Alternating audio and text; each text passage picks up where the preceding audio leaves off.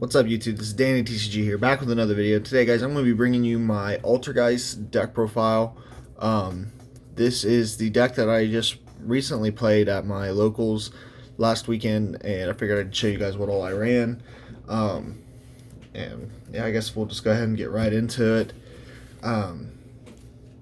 This deck is budget as budget could be. I tried to find the best way to play it without spending copious amounts of money, and it kind of worked well for me, but that's my playstyle. I was playing budget, but there also, I'll tell you guys the cards that you need, that you could switch out to make it run better.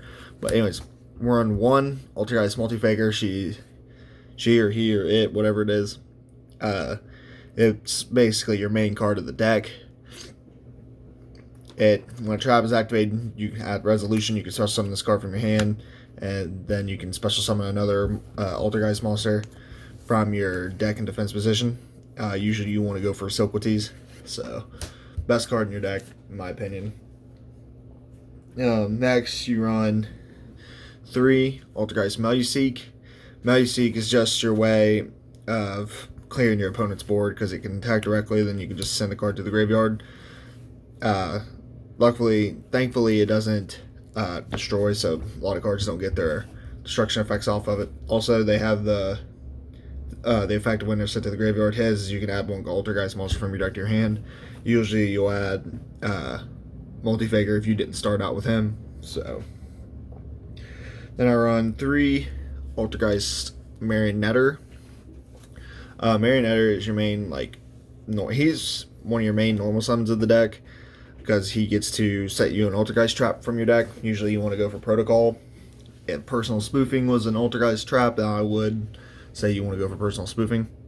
But you want to go for Protocol, say your effects don't get negated.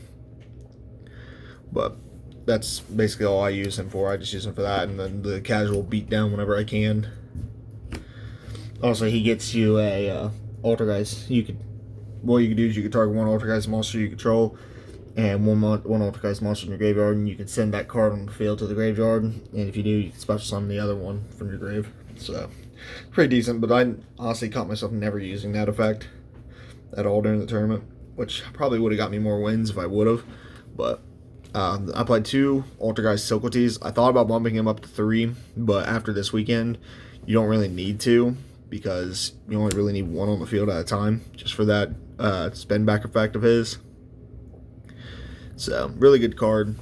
Besides Multi-Faker, he is your best card of the deck. He is the one that lets you control the boards. And then for I play one Altergeist Kunkari. He's just help stop against attacks, and when he's on the field, he can negate the effects of a card while he's on the field. So, good card to have just for, he's basically the battle fader of the deck. So, for hand traps, I run 3 Effect Veiler because I don't have impermanence. Still works good enough, so you know what Veiler does. Then I run 2 Ash Blossom. Would probably bump this up to 3 if I had an extra one, but right now I only have 2, so 2 Ash Blossom. And that's it for the monsters. And then you get into the spells. I run 3 Pot of Duality, mainly because I don't have extravagances. So this card, you just use it because you need some draw power. But I would cut this down to 2. And then this next card, I play 2 Mind Control, which you can cut these out entirely for your other 2 extravagances, and then cut one of the Pot of Dualities out for another extravagance, because this deck, you don't ever go into your extra deck. I've learned I never touched my extra deck at all during the tournament. So for my little bit of my control portion, I play 2 Secret Village of the Spellcasters just to lock my opponents out of spells. I also went to the tournament thinking I was going to play a couple Pendulum decks. Didn't really play any, but this is a good card for if you ever go up against the Pendulum deck, you can lock them out of their plays entirely at the beginning of the turn. And just, you can just shut down any deck that uses spells. And then I play the 1 Terraforming to search it. For traps, this is your main part of your deck because A lot of your Altergeist cards revolve around traps. For traps, I play 2 Protocol. I play this at 2 instead of the normal 1 because I really want to see this card as often as possible.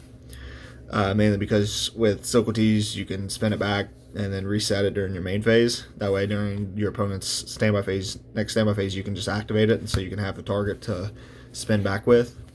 So I play that at 2 just because I want to see it with Silcoties more often. Then I play 2 Manifestation just for the Call of the Haunted effect, and then I can also spin it back with Silcoties when I want. Then for non-quotation Altergeist traps, I run 3 Personal Spoofing, just because the effect to swap out Altergeist cards you control or in your hand for 1 from your deck usually will grab Multi-Faker. So good card. Really wish it said Altergeist Spoofing instead of Personal Spoofing. So, you know. Further on into non-traps, I play the Solemn. I played 3 Solemn Strike and 1 Solemn Judgment, mainly because I don't have warnings. I would swap out the strikes for warnings, but I would suggest playing Judgment at 3. There's multiple times in a tournament I wish I had more of this card, but I only have the 1, so I would play this at 3 if I could. Then I play best trap in the deck, Compulse. It's literally the best trap in the deck. You just activate it, spin back a card. It's more for your control board than anything. And then for little one-ofs, play 1 Metaverse just to get my spell, my Secret Village.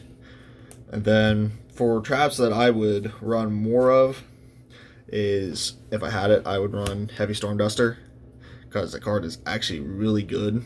I actually resolved this a lot during the tournament, and it was funny. I actually kept getting this in my first hand every duel, which was absolutely insane. So I loved it. Be able to break back the row pretty well. And then I play Anti-Spell Fragrance, just honestly just a substitute for Heavy Storm Duster. And if they end up getting rid of my Secret Village, I can use this to lock out some decks that need spells for speed. So that's it for the main deck, 40 card main deck. And then, like I said, extra deck doesn't really matter, because if you play the Extravagance, you just will get rid of half of it most of the time. But I play 2 Prime Banshee, 3 Hextia. Like I said, you don't really touch these cards, so it doesn't really matter. 1 Link Karibo, 1 Akashic Magician, Nightmare Phoenix, Nightmare Cerberus, Nightmare Unicorn, Borload, Boral Sword, Topologic Bomber, and then for the side deck, because I run Super Polys in the side, Starving Venom Fusion Dragon. So that's all for the extra deck. Side deck didn't really ever come up because I didn't really side at all during the tournament, because most of my opponents didn't really have a side deck built. But that's it. That's all for the actual deck. And extra deck, like I said, it's a good deck. Best deck of the format, in my opinion. You just need to actually have the cards you need to play it right. Which, I have most of them, just Extravagances and Imperms I don't have. But this deck is actually super good. I actually really enjoy playing this deck. And it's super easy to learn, super easy to pick up, super cheap. So, this deck, like I said, it probably cost me less than $20 to build this entire deck. Besides, getting the Extravagances and the Impermanences. The Impermanences and the Extravagances where you're going to have to find your, spending all your money. But anyways, guys, that's it for this video. If you did enjoy the video, please be sure to leave a like down below. And if you're new to the channel, hit that subscribe button. Your support is greatly appreciated. And that's Dandy TCG. See you guys.